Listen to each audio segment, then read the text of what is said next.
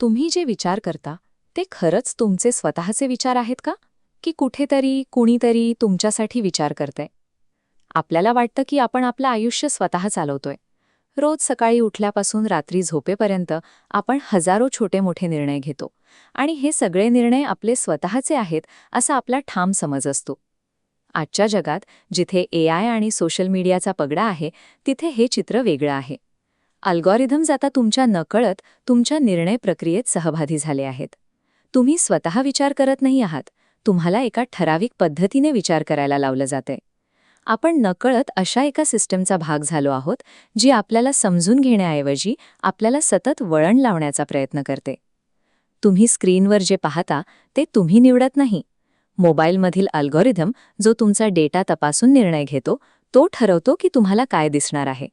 आपल्याला वाटतं की आपण फीड स्क्रोल करतोय, पण खरं तर तुमचं लक्ष वेधून घेण्यासाठी ती सिस्टमच तुम्हाला वापरत असते. हा चार्ट पहा. आपण दररोज घेतलेले 90% निर्णय आपल्या सुप्त मनाने घेतलेले असतात, जिथे तर्क किंवा सारासार विचार करण्याची प्रक्रिया घडत नाही. मानवी मेंदूची हीच सवय आपल्याला या अल्गोरिथम्सच्या नियंत्रणासाठी एक सोपं लक्ष बनवते. आपला मेंदू नैसर्गिकरित्या सत्यापेक्षा सोयीस्कर गोष्टींकडे झुकतो. याला कन्फर्मेशन बायस म्हणतात.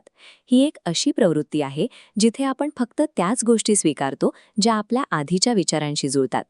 ही आकृती दर्शवते की सिस्टम या मानसिकतेचा फायदा कसा घेते. अल्गोरिथम तुम्हाला फक्त तीच निवडक माहिती दाखवतो ज्यावर तुम्ही आधीच विश्वास ठेवता. सतत आपल्याच विचारांचा दुजोरा मिळाल्यामुळे आपल्या भोवती एक अदृश्य इको चेंबर तयार होतो. येथे नवीन किंवा विरुद्ध विचारांना प्रवेश मिळणं कठीण होतं. जेव्हा आपण फक्त आपल्याला आवडणाऱ्या विचारांमध्येच राहतो, तेव्हा आपली तर्क करण्याची आणि समोरच्याची बाजू समजून घेण्याची क्षमता कमी होत जाते.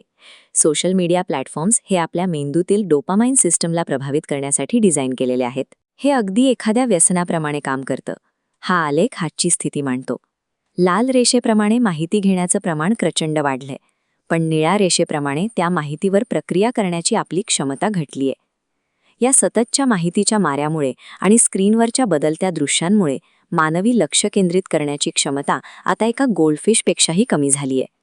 हा मानसिक थकवा आणि वारंवार मिळणाऱ्या डोपामाइनमुळे आपण एक असे युजर बनतो ज्याला कोणत्याही दिशेला वळवणं सोपं होतं.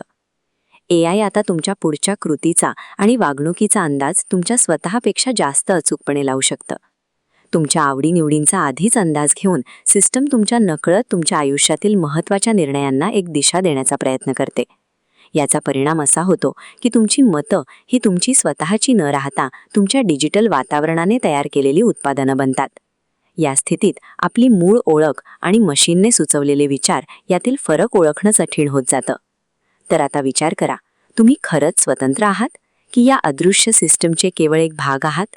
आजच्या काळात खरी स्वायत्तता म्हणजे या अल्गोरिथम्सच्या प्रवाहाच्या विरुद्ध जाऊन सजगपणे स्वतःच्या बुद्धीने विचार करण्याची कृती. स्वतःचे विचार स्वतंत्र नाहीत हे मान्य करणं कठीण आहे, पण ही जाणीवच तुम्हाला पुन्हा एकदा स्वतंत्रपणे विचार करायला प्रवृत्त करेल.